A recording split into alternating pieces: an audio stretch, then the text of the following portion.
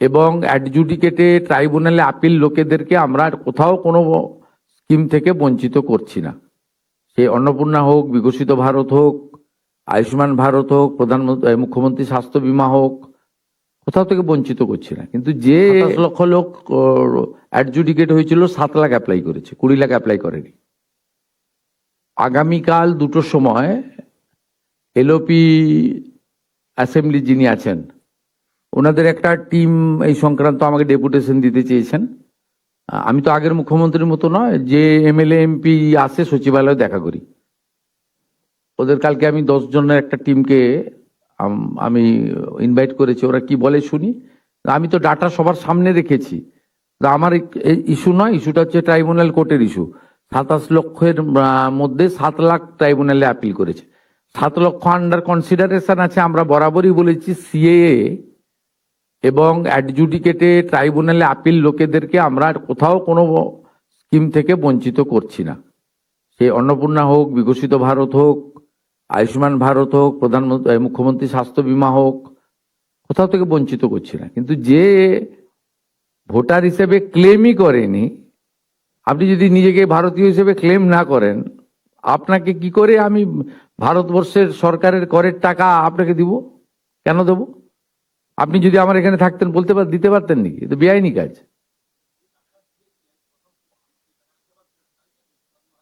এই এক্সামিন করছে, দপ্তর রয়েছে, আমি সব দপ্তরে ইন্টারফেয়ার করি না। ওখানে পঞ্চায়েত সচিব রয়েছে, পঞ্চায়েতের ক্যাবিনেট মিনিস্টার রয়েছে, উনি দেখছেন যা লফুল হবে তাই করবে। সরকার সমস্ত নিয়ম মেনে চলে, সংবিধান মেনে চলে। এখানে ব্যক্তিকেন্দ্রিক সরকার নয়, সবাই মিলে কালেকটিভ ডিসিশন হয় এবং আমাদের সব জিনিস আমরা আইন মেনে চলি। একটা হচ্ছে যে 7 লক্ষ, এটাই বলছি, 7 লক্ষ মানুষ আবেদন করেছেন, 20 লক্ষ আবেদন করেননি। কমিশন তারা একটা আবেদন করেছিল, এই সংখ্যাটা একটু বলে দেবেন? মোট 34 লক্ষ মানুষের মধ্যে। না, আমি ও সংখ্যায় যাবো না, ওটা তো ইলেকশন কমিশনের কাজ, ট্রাইব্যুনাল জাজরা করছে। সোফার মাই ইনফরমেশন 27 লাখ অ্যাডজুডিকেটের মধ্যে 7 লাখ অ্যাপ্লাই করেছে ট্রাইব্যুনালে। আমরা ট্রাইব্যুনালে অ্যাপ্লিকেন্ট এবং সিএতে যারা অ্যাপ্লিকেন্ট 2,30,000 সিএতে অ্যাপ্লাই করেছে, 23,000 সার্টিফিকেট পেয়েছে। বাকি 2,07,000 আন্ডার কনসিডারেশন আছে।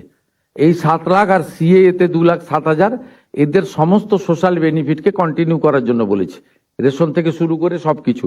যতক্ষণ না ডিসিশন হচ্ছে অ্যাকসেপ্ট বা রিজেক্ট, আমরা সরকার তাদেরকে আন্ডার কনসিডারেশন রাখবো।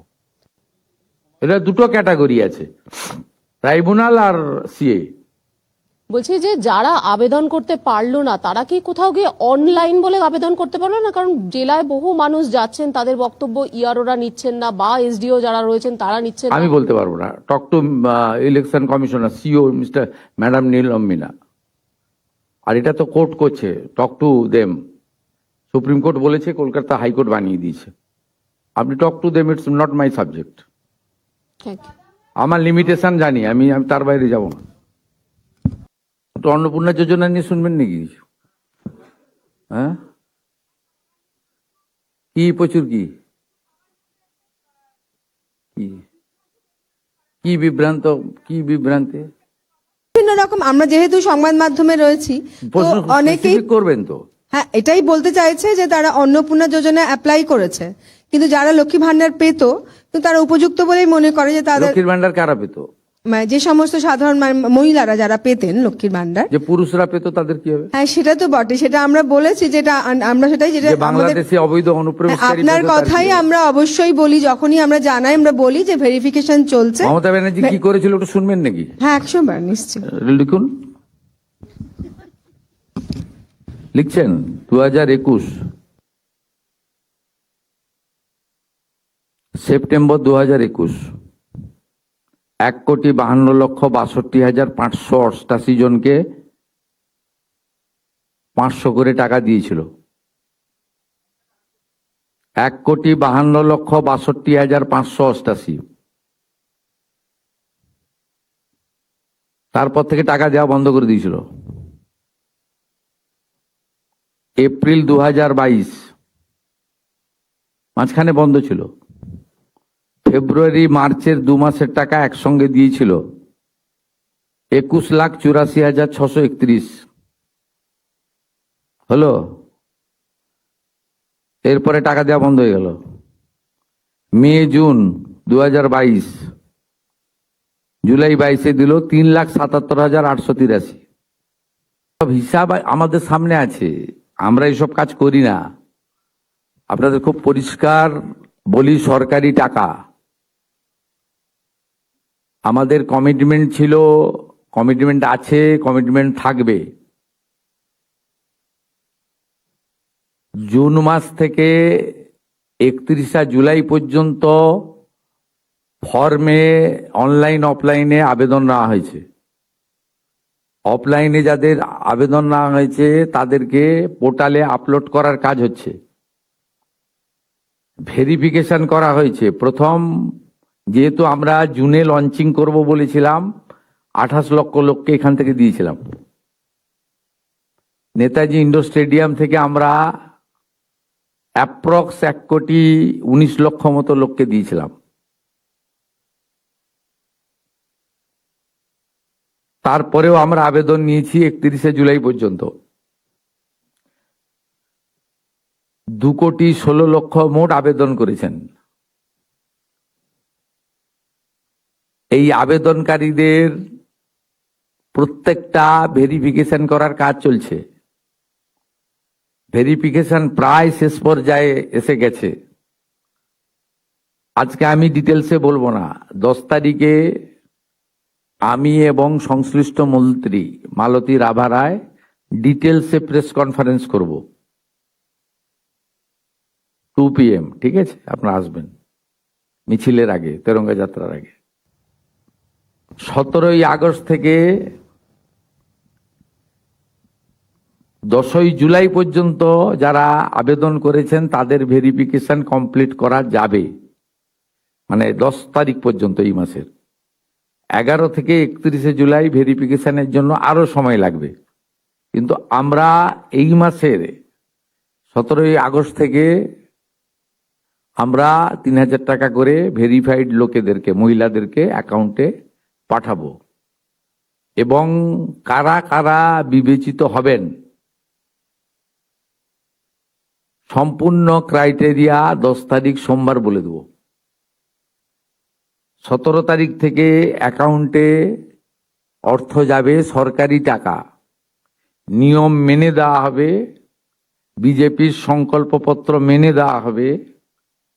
একটা স্কিম তৈরি করতে গেলে, দিতে গেলে যে ফাইন্যান্সিয়াল মিনিমাম ডিসিপ্লিন লাগে সেটা রেখেই দেওয়া হবে।